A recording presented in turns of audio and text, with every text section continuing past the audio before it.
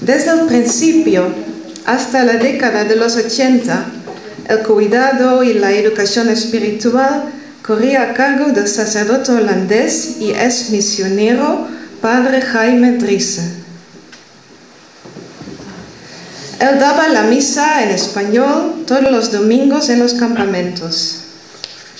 Era un hombre de una fenomenal capacidad mental. Conocía los nombres y apellidos, fechas y lugares de nacimiento de todos los emigrantes y sus familiares. Nunca se olvidaba de quién cumplía los años. Una de las anécdotas más fascinantes de aquella época es que aquellos jóvenes emigrantes que no vivían la fe como los demás compatriotas, que no eran tan creyentes, terminaron todos acudiendo a su misa dominical.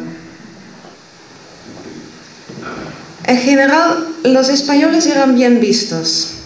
Eran personas muy trabajadoras, mostraban mucho respeto por los jefes, como estaban acostumbrados en España.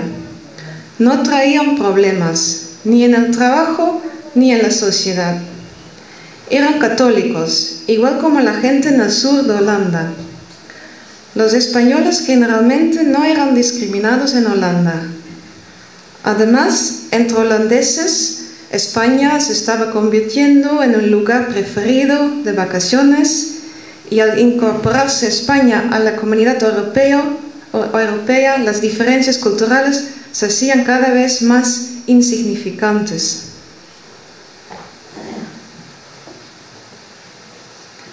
El primer grupo que llegó a Zomeren fue recibido de diferentes formas de pensar. Por una parte, eran muy bienvenidos, pero por otra parte existía preocupación entre los habitantes. En la misa había anunciado el cura que iba a llegar un grupo de españoles y que las mozas debían de tener cuidado, pues ellos estaban casados y solo venían por un año. A pesar de las advertencias, fueron muchas las jóvenes de Zomeren que se enamoraron de aquellos jóvenes morenos extremeños. Nunca antes habían visto tantos don Juanes juntos.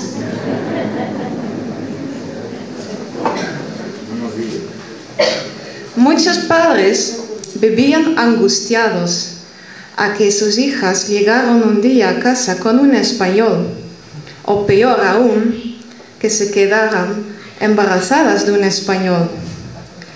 Ellos eran bienvenidos, pero cuando los términos amor, sexo y matrimonio se ponían sobre la mesa, se fijaban las fronteras entre lo propio y lo extraño.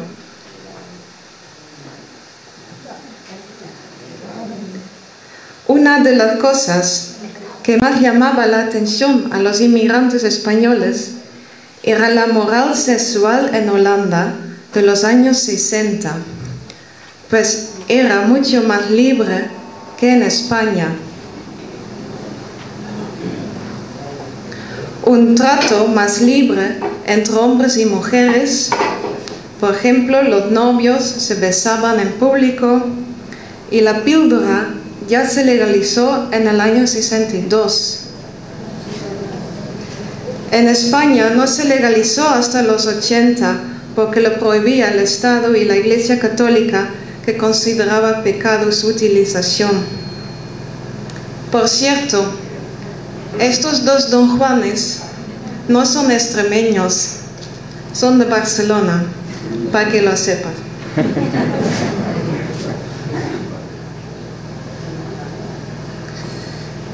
Pero tampoco eran todos don Juanes aventureros los que a principios de los 60 invadieron Eindhoven y sus pueblos. La mayoría no vino buscando heroicidades, sino buscando la forma de darle un mejor futuro a sus familias.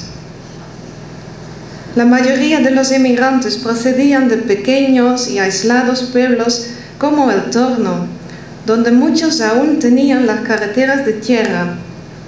Casi ninguno de ellos había viajado antes fuera de la provincia o la región. Estos pueblos son comunidades donde todo el mundo se conoce y todas las cosas personales se saben.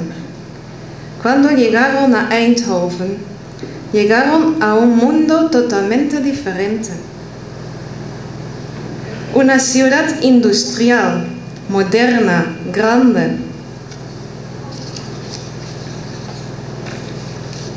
Sobre todo los hombres casados y con familia en España, que todos los meses esperaban con impaciencia el sueldo para poder mandarlo a casa, estos son los que más sentían la nostalgia y la añoranza. Para algunas personas, la emigración era una experiencia traumática. En aquellos años había un mundo de diferencia entre Extremadura y Holanda. El clima, el paisaje, la comida, el idioma, el trato, el trabajo en fábricas, en ciudades grandes, el tráfico, todo, pero todo era diferente. Muchos caían enfermos del cambio, del frío o de la añoranza y nostalgia, como el marido de visita, que cayó enfermo en Holanda y tuvieron que llevarlo a casa. Este no fue un caso único. Solía ocurrir con más personas, no muchas, pero cuando ocurría representaba un grave problema para el que lo padecía y la única solución era el regreso a casa.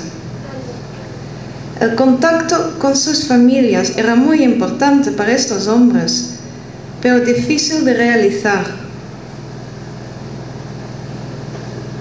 Telefonear era caro y casi siempre en el pueblo donde llamaban solo había un teléfono. Lo que más se usaba era la carta. Pero había muchos hombres que tenían problemas con la escritura y la lectura. Por eso, a muchos españoles les costaba mucho trabajo aprender algo en las clases de holandés que se daban en los campamentos. Estas lecciones duraron poco, debido a la escasa motivación que manifestaban tanto los obreros como la Philips. Trabajar unos años, ahorrar algún dinerillo y regresar a España. Esta idea era muy común entre los emigrantes españoles y era asimismo el punto de partida de Philips. Para los dos sectores esto era una cuestión temporal. ¿Para qué entonces invertir tanto dinero en estas personas? Esta es la causa de que un gran número de españoles, después de 40 años de residencia, aún tenga grandes dificultades en sus conocimientos y uso del holandés.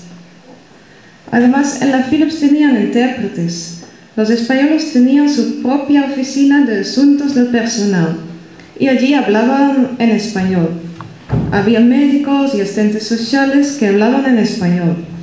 Hasta el jefe del departamento estaba obligado a hacer un curso de español en vez de ellos.